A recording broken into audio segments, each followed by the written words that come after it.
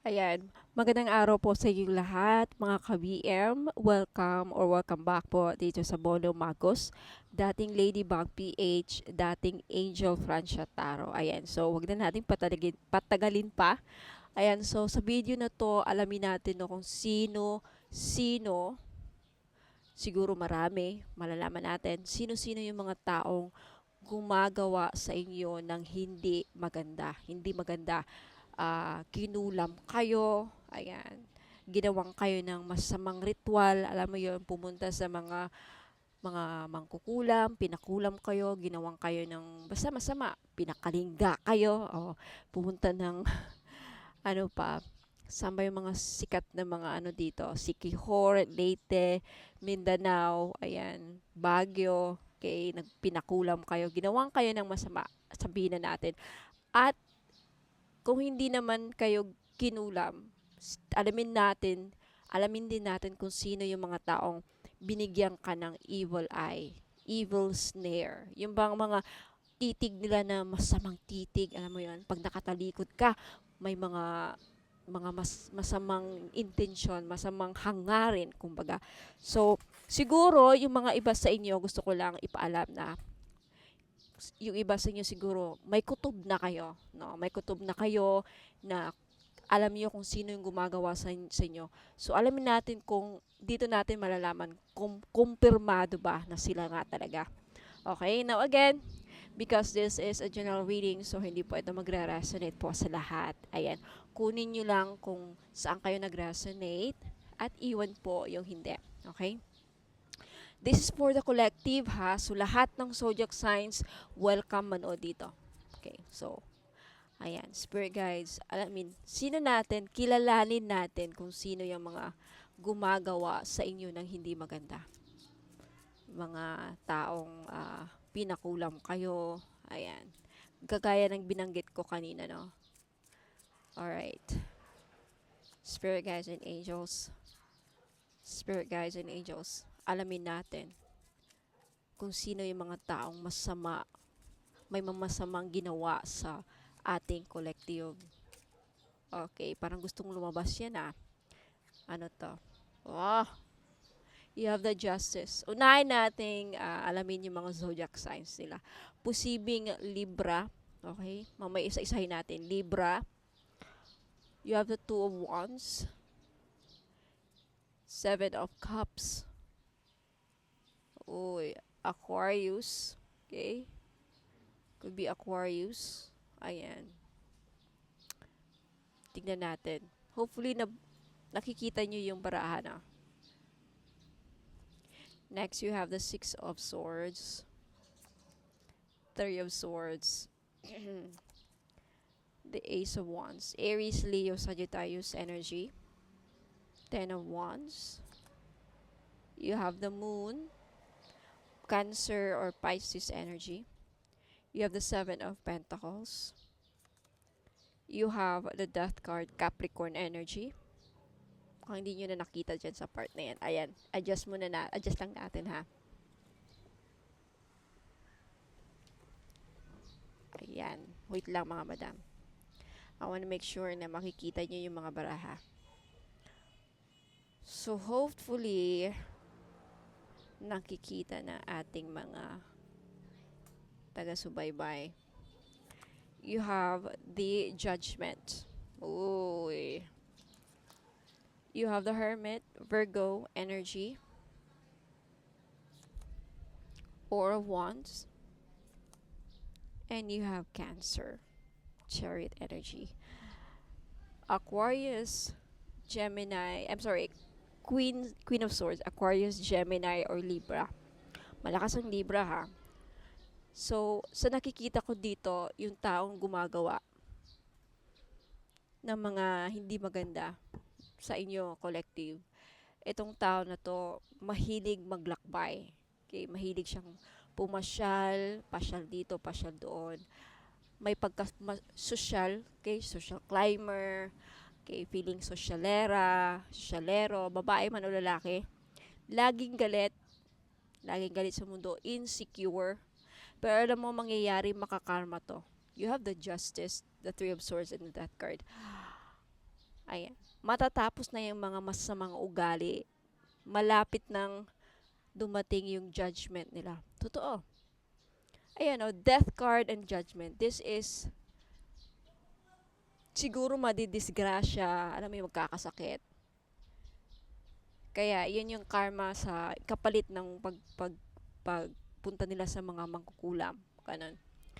Um, kasi alam nyo guys, alam naman natin mga madam and sir, si God lang ang makakapag-judge sa atin. Wala nang iba. Okay? Si God lang. Si Papa God lang. Okay? Ang amang Panginoon lang ang makakapag-judge sa atin. In the end. Um, ano pang nakikita ko? Laging galit to. Laging nakikipag-away, mahilig makikipag-away, at kahit anong kayod niya, hindi pa rin siya umuusad. Okay? Itong tao na to, sobrang insecure with the moon card. Okay? Lagi siyang naiinggit. Alam mo, naiinggit siya sa mga taong mayaman, may kaya, may pera. Siguro kinaiingitan ka. Malaki ang inggit niya sa'yo, kaya yan ginagawa. Kasi Seven of Pentacles, parang nagnanais siya, no? Nagnanais siya na parang, sana ganyan din ako, maraming pera. Yung mga ninanais niyang wealth na nasa iyo, ayan o, wini-wish niya. Seven of Cups and the Star, pinapangarap niya. Kumbaga, delusional siya. Okay? Insecure siya kasi hindi niya makuha-kuha. Kung anong meron ka, gusto rin meron siya. Alam mo yung ganun? Daming langgam. Ayan. Ano pa? Mahilig magmasid tong tao na to. Ano siya? Ibang-iba siya sa mga kapatid niya. Isa sa mga signs or symbol na or signature or isa sa mga katangian na significator ba? Kumbaga, sabihin natin significator. Iba siya. Iba siya sa pamilya. Kunyari may mga kilala mo na meron siya mga kapatid. Iba ang ugali niya sa mga ibang kapatid niya. Iba nga ang ugali niya talaga. Ganon. Okay? Ayan. Mayabang to, mayabang. Mayabang magsalita. Ayan. With a chariot. Mayabang magsalita.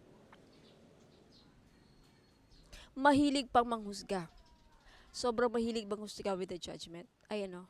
Wala siyang ibang tinitignan kundi ibang tao. Ay, wala siyang ibang sobra siyang pakialamera sa mga ibang tao. Sobra din siyang nagja-judge, pero hindi niya nakikita yung sarili niya. Alam mo 'yon. Ayan. Okay. Siguro itong tao to may sakit sa puso, mataba. Ayan. And malandi with the star card. Malandi, ambisyoso. Ayan. Mostly nakikita ko dito babae, mga slight lang ang lalaki dito. Malandi itong babae ito.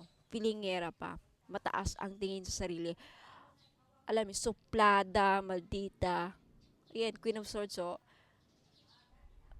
mataas ang tingin. Pilingera, kumbaga. Pilingera, sobrang pilingera. Okay? Tinitignan ko kasi yung mga negative energies na meron dito. Okay? And, madaldal. Madaldal tong tao na to. Ayan, madaldal. Okay. Feeling niya, with the justice, feeling niya siya lagi ang siya lagi ang tama. Alam mo yon, like, laging siya ang tama. Ayan. Ano pa? Tignan natin kung meron pa tayong makukuha. Okay? Ilagay ko yan dyan.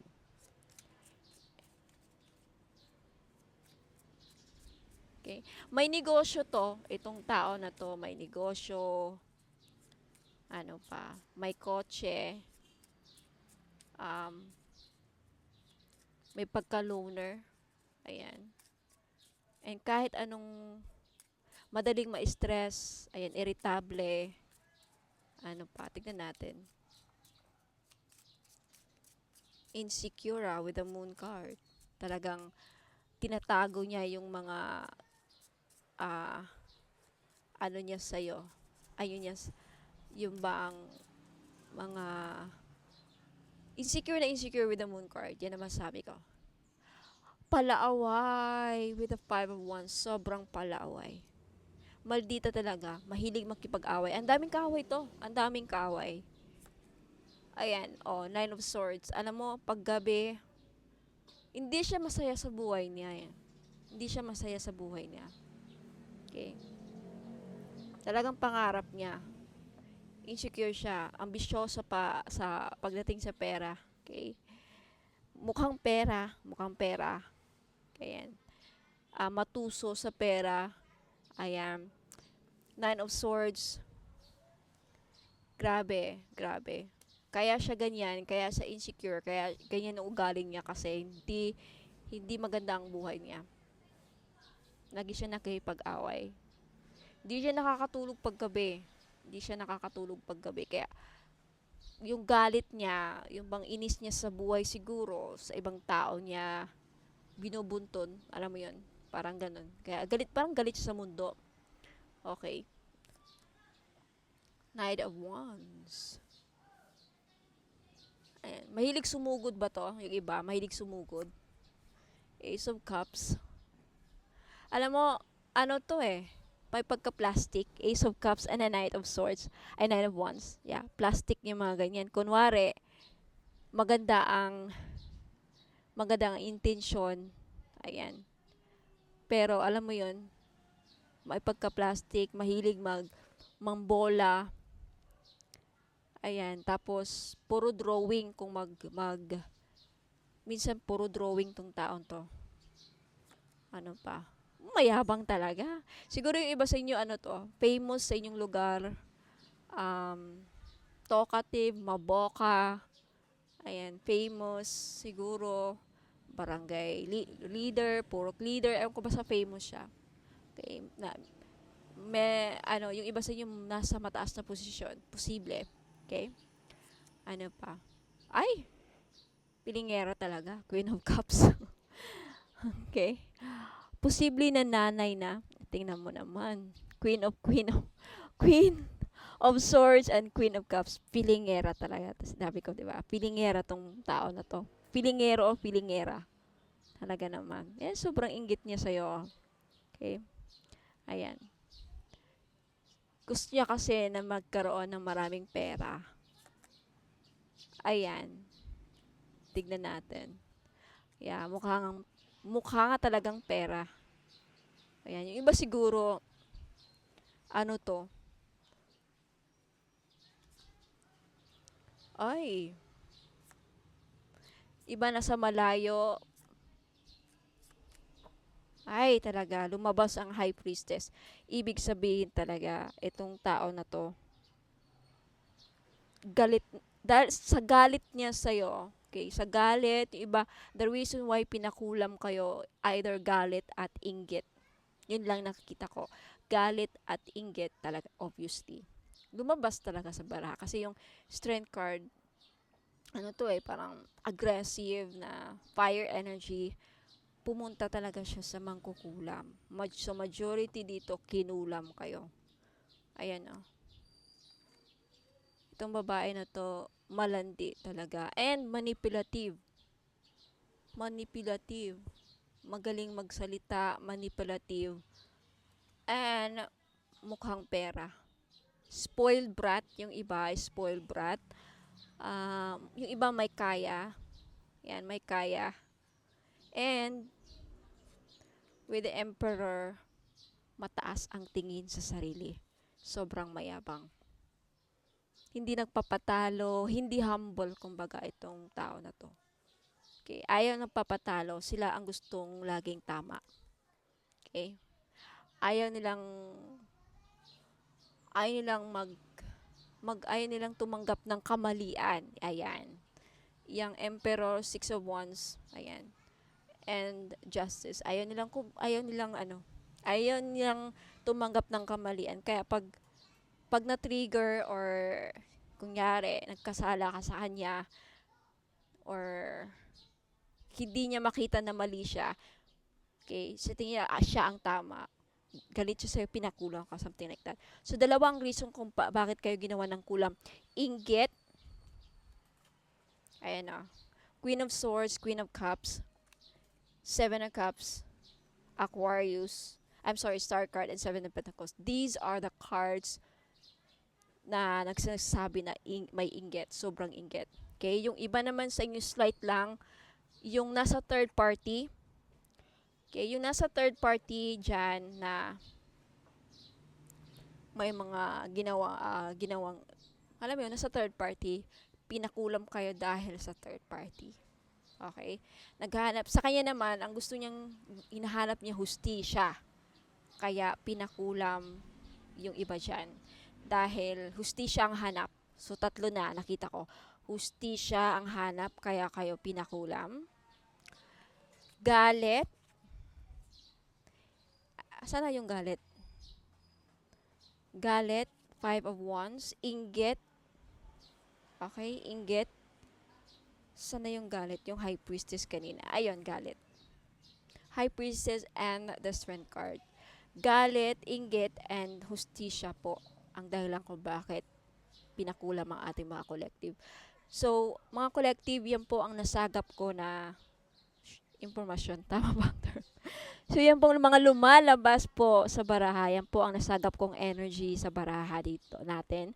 So, hopefully, nag-resonate po sa iba. Okay, let me know in the comments po, no? Ayan. Ako ang natatakot sa kanya and nalulungkot. Kasi alam niyo, lumabas dito. Okay, ipakita ko lang ulit. Lumabas dito yung death card and magkatabi pa yun, di ba? Saan na yun? Yung death card and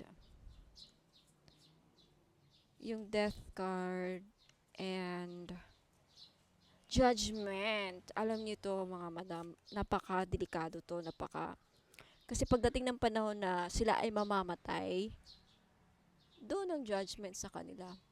Pupunta talaga sila sa hell. Kaya habang may hindi pa huli ang lahat, magbalik Diyos sila sana and kumbaga bawiin nila yung mga ginawa nilang kasamaan sa inyo, no? Okay? Hopefully para ma-save yung soul nila. Kaya yung mga nagpupunta sa mga mangkukulam, it's not really advisable. Okay? I know dati ako gumagawa ng spell jars and as you all know, nagkasakit ako, na ospital ako, na admit and napunta ako sa ibang dimension, 'di ba? Nakwento ko 'yon. And talagang sinabi sa akin ni God, parang sinabi niya sa akin. Actually, hindi sinabi. Pag pumunta pala kayo doon sa ibang dimension, telepathic palang communication, hindi bumubuka ang bibig. So, parang sinabi niya sa utak ko na masama yon. Itigil ko na daw ang pagbebenta ng mga spell jars and pagiging witch. Okay, hindi daw ako witch. Okay, hindi ako witch. Okay, anak daw po niya ako. Well, lahat tayo anak niya. And, yun nga, parang nagpapasalamat ako kasi kung di nangyari yon, hindi masasave yung soul ko. Okay, so sinave ako ni Jesus talaga na hindi ako mawala sa maling landas. So hopefully yung mga gumagawa ng ganyan, magdasal kayo, humingi kayo ng sorry. Kasi ang Diyos lang ang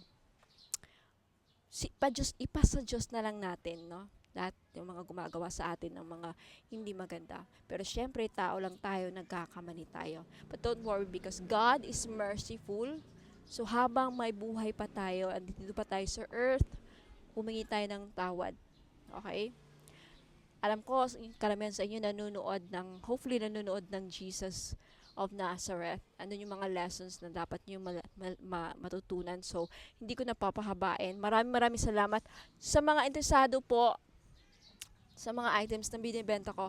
Don't go away kasi i-flex ko po yan. Okay? So, sa ngayon, okay, mag-advance na ako. Maraming salamat. Ingat po and God bless. Don't go away. I'll be right back. Sa mga naghahanap po ng mga diffuser bracelets, ayan, naka-promo sale po ako ngayon. 799 po for only 3 items. So, ano-ano yung mga items na yon? Diffuser bracelet, money magnet oil na 299. Ngayon, isa-sale ko na. And of course, hindi mawawala ang ating all-in-one powerful red bracelet. So, for 3 items, 799 na. So, mag-message lang kayo kasi I think this is only 5 pieces available yung set. Now, sa mga gusto namang bumili lang ng money magnet oil lang ang bibilhin nila, okay, this is only 299. Ayan, may libre ng red bracelet. Kaya ano pang inaantay nyo? Naka-promo yan ngayon. Ngayon lang yung pag hindi naubos yung red bracelet. Kaya mag-message na kayo sa Facebook page. Hanapin ninyo Ladybug PH. Ayan, mga madam and sir, welcome back. Ayan, so mga naghanap po ng pampaswerte. Ayan, meron po tayong jade necklace. This is only 300 pesos each. Ayan, pampaswerte sa sugal, pampaswerte sa buhay, lahat na po. Pampaswerte sa pag-ibig. Yan, jade is for good luck. Kaya kunin nyo na. Okay, message nyo po ako sa Facebook page, Ladybug PH. Ayan, mag-message po kayo. Sabihin po ninyo, ma'am, pabili po ako ng jade necklace, 300 pesos. Ngayon sa mga namumblema naman dyan sa pera, meron tayong green aventurine. Maganda po ito panghatak sa pera. This is a money magnet stone, yung green aventurine. So, if namumblema kayo sa pera, hindi kayo maka-loan, hindi kayo makabenta, hindi kayo parang walang pasok, walang perang pumapasok, no? So, kailangan po ninyo ng green aventurine necklace. This is only 300 pesos, kaya mag-message na kayo bago pa kayo maunahan. Now, sa mga namumblema naman sa kanilang love life, meron tayong rose quartz necklace.